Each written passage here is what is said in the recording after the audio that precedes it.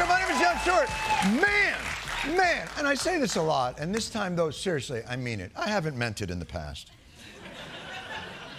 We've got a great show for you tonight. We truly do. We have always. Tonight we do. Later on, we'll be joined by technology ethicist Tristan Harris. He co-founded the Center for Humane Technology, which involves the free-range raising and also, unfortunately, slaughtering of iPhones. But first, let's get into our ongoing coverage of Shutdown, Showdown 2025. Locked up, locked down, and closed for business. Yes, today is day 6 of the government shutdown. As you know, it lasts for 8 days. I may be confusing that with Hanukkah. But so far, the effects of the shutdown keep getting worse. Millions of Americans this morning feeling the pain, experiencing delays at airports. Food benefits to moms and young children could dry up in days. And national parks and monuments are partially closed. I don't want to hardship shame anyone, but there is a significant gap between partially closed monuments and your children will starve. Old people will be forced to eat their pets. And the Department of Treasury thermostats will have to be kept at 66. Wear a sweater. I mean, really, who's taking a hit on the monument thing? This tourist, David, all the way from Italy, saying Alcatraz was supposed to be the highlight of his visit to the Bay. I feel not good, bad, because I come from Italy for say Alcatraz, all the attraction, and now we can't. Then it's not good, feeling not good.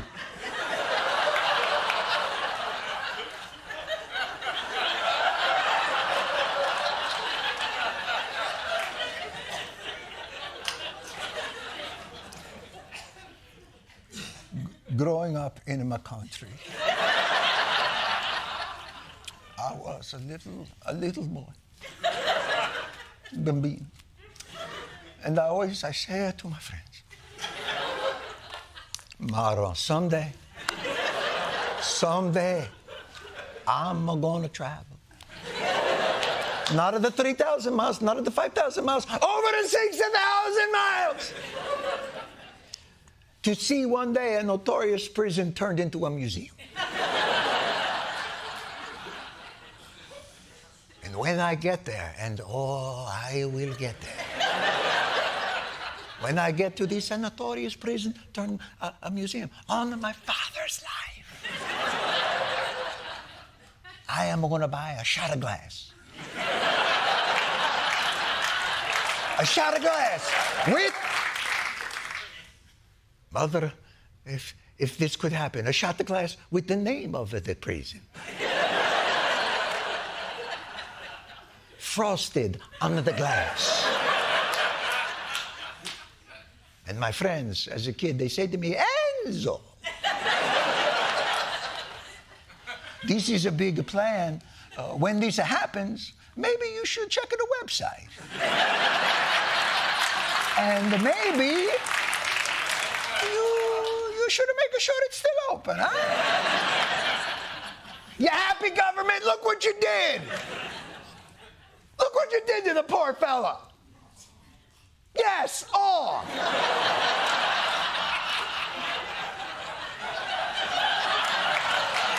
If liberals had their way, he'd be hosting the halftime show at the Super Bowl. Yeah. Liberals, the poor guy from Italy. He just wants to, I just want to visit a museum. But if the fat cats in D.C. would just get out of their beltway bubble, they'd hear from real common sense Americans about how to end this troubling shutdown. Lock them up in a room until they come to an agreement. Don't let them out.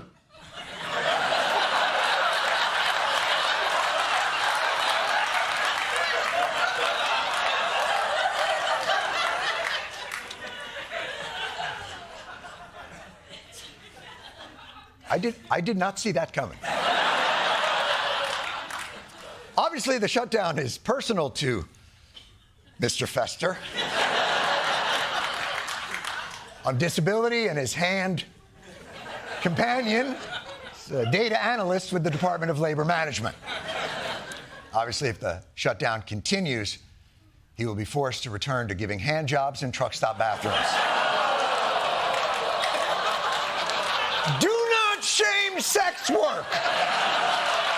Do not shame sex work. He's gonna have a tough enough time at the truck stop. Oh, well, Handy. I guess that degree didn't work out so well, did it, college boy? Now stop snapping and start tugging.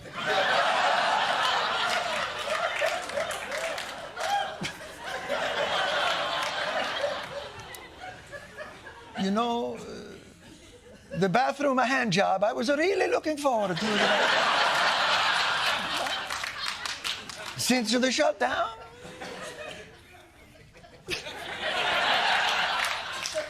Now, as you'll recall, the shutdown began because in order to pass a budget bill in the Senate, you need 60 votes, as the founders never mentioned.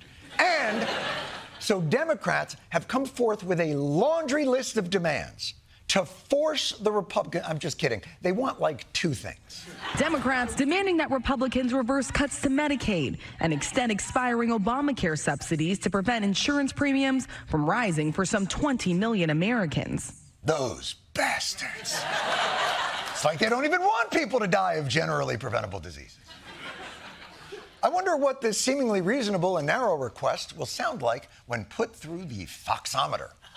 American taxpayers' hard-earned dollars would be paying for benefits for illegal aliens. Extend policy that gives millions of illegal aliens free health care. Health care for illegals, transgender surgery. What? What? Did you just transgender surgery illegal immigrant health care?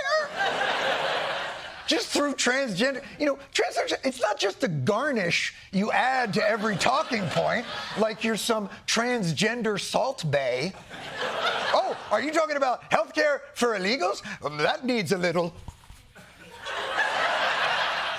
trans surgery. And while people in the country legally are not eligible for Medicaid or for Obamacare subsidies, point taken. But the Democrats aren't lily-livered about this one. They've got their own rhetorical arguments about the popularity of extending these subsidies that I think you'll find compelling. Democrats are adamant that we must protect the health care of the American people.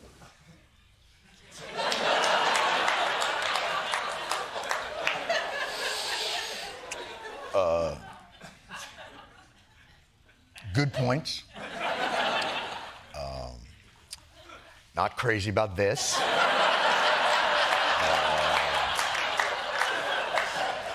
Solid framing, delivered with clarity.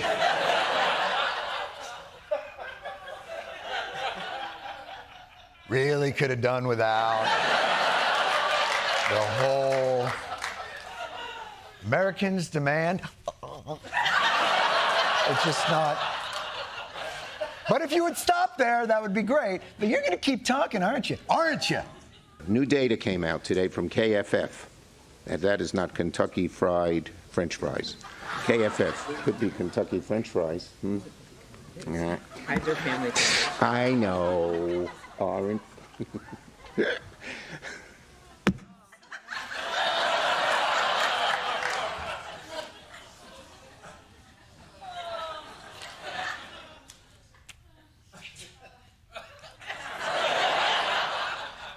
Who is that joke even for?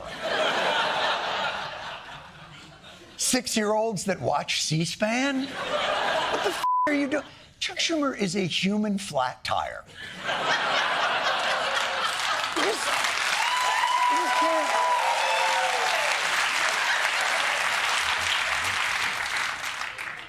Kentucky Fried French fries. I mean, look at Klobuchar. Poor Klobuchar. That is the face of someone who talked to their dad, who said, just please don't do your Indian accent in the restaurant. That's all I'm asking. But then Dad was like, a chicken tikka masala. And he looks at her and he's like, I'm killing.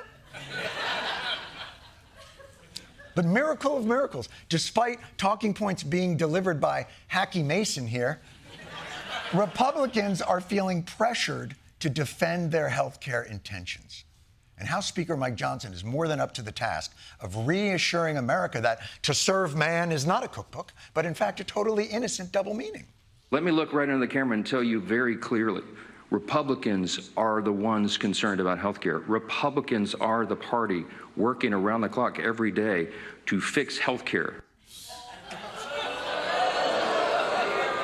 No, it's okay. That's not technically looking right into the camera. Technically, I'm doing that right now. I'm looking right into the camera right now. You saying, I'm going to look right at you, and then never looking at us, suggests a little struggling with the conscience and the truth. Your Honor, let me be clear. It was a consensual use of baby oil.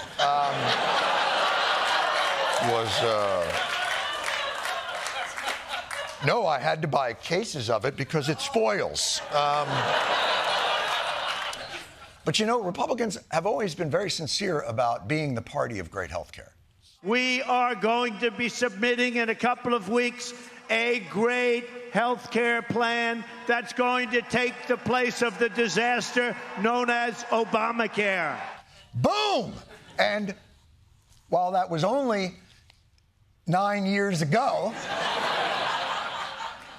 to be fair, when they promised to release their health care plan, they didn't realize how controversial it would be.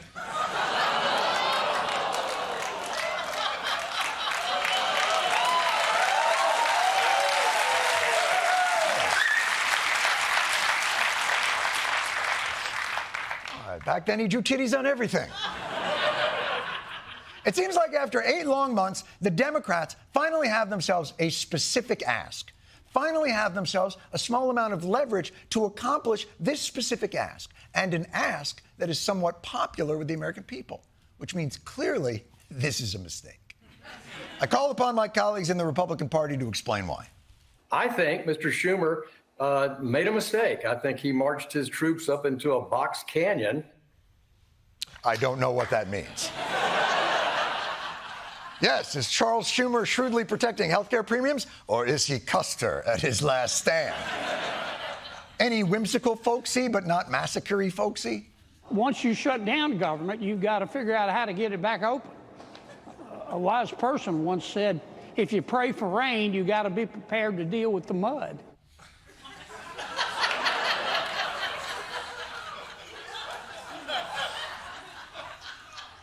Touche. Who was that wise sage who said that? Confucius? A bard of the South, perhaps? Lear? When you pray for rain, you got to deal with the mud, too. Well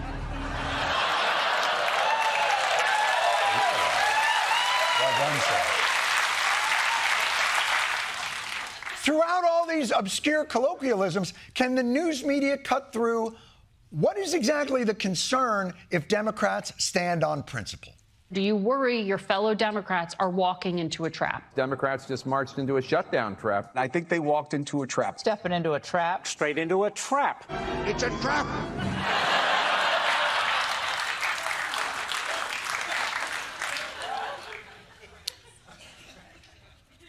I have to come clean about something. I added that last clip in there.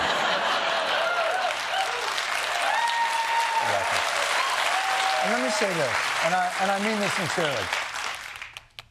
Adding "it's a trap" is probably not fair to the media or to the larger discussion of our troubled healthcare system. But mostly, I believe adding that clip isn't fair to Admiral Akbar.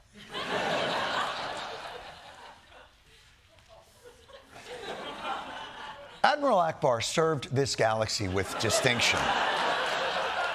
He does not deserve to have such a distinguished career reduced to one catchphrase or a flippant punchline. Gial Akbar rose from the hardscrabble backwaters of Coral Depth City to lead the Mon Calamarians in rebellion against the empire. A perilous and fraught journey where Akbar once had to escape capture during the Quarren insurgency to lead his forces to the decisive victory at the storied Battle of Jakku.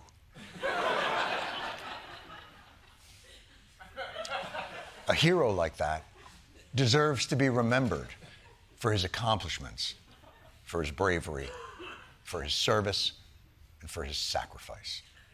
And by the way, all of that information was brought to you by You're Never Getting Laid. Yes, you're never getting laid. If you recognized any of that shit that I just talked about, you're never getting laid. And if you think learning any of that information about Admiral Akbar will get you laid, it's a trap. Exactly.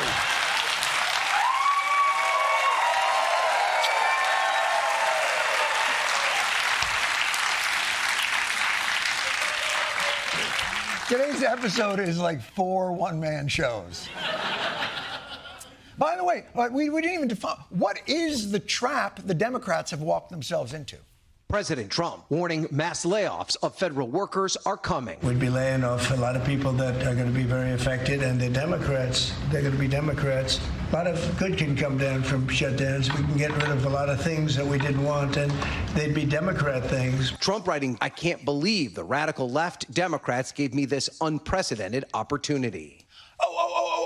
So the trap is, if the Democrats shut down the government, Donald Trump takes advantage of the situation and begins to, I don't know, trim programs Democrats care about. Or maybe Donald Trump might let go of some federal workers. Or Donald Trump might eliminate funding, but only for blue states. Or Donald Trump might send in the National Guard, but only into blue areas. In other words, to continue doing all the shit Trump has not needed any provocation or pretense or reason to already have been doing.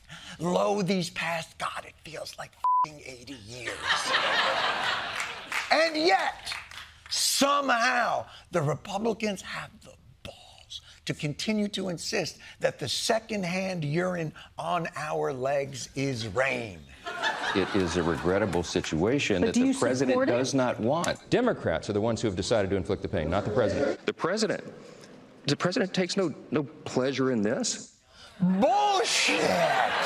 The president takes no pleasure in this. The president takes only pleasure. And given the president's vascular condition, this might be the only thing keeping him hard. I swear to you. His catchphrase was literally, "You're fired." His only reason for getting up in the morning is vengeance. Trump has been steamrolling over the Democrats and the law so consistently since day one of the presidency, the nation's pundits and legal experts are running out of ways to describe it.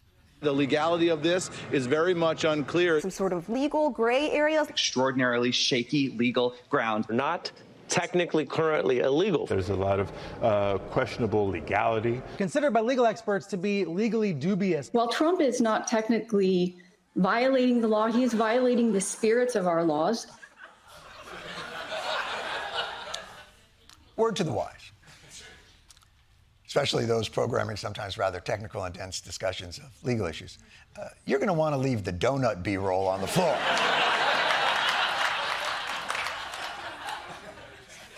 We're trying to listen to a lawyer, and the whole time we're like, is he going to hit that mother?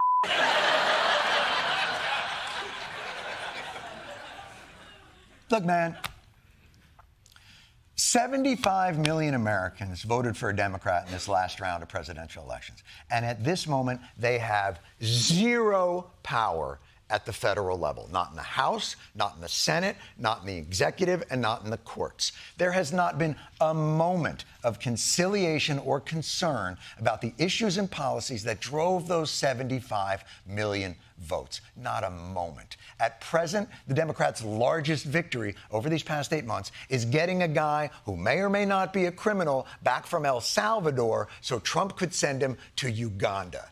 That was the big win. And then suddenly, a small ask for people's preservation of health care is a Molotov cocktail. Because apparently Republicans won't be satisfied with 99.8% domination. They must have it all. ICE went from deporting the worst of the worst to throwing grandmothers onto linoleum and zip-tying American children. And everyone's just supposed to be cool with the new masked, incredibly well-funded paramilitary group. And Democrats are just reduced to petty gestures of restroom resistance. Department of Homeland Security Secretary Kristi Noem posted that she was blocked from entering a city building in Illinois. Can we use the restroom? No, you cannot. We can? Please don't go in the door. Please don't go. Okay. All right. Thank you. Interesting. That's what Governor Pritzker says is cooperation in keeping people safe. Victory is ours! Look, I've given Democrats an enormous amount of shit for their poor leadership. Lack of specific and actionable plans, terrible messaging, abysmal wordplay. Did I mention poor leadership? But standing up for 75 million Americans in this moment to defend the rights of people to go into a little less medical debt seems like the least they can f***ing do. And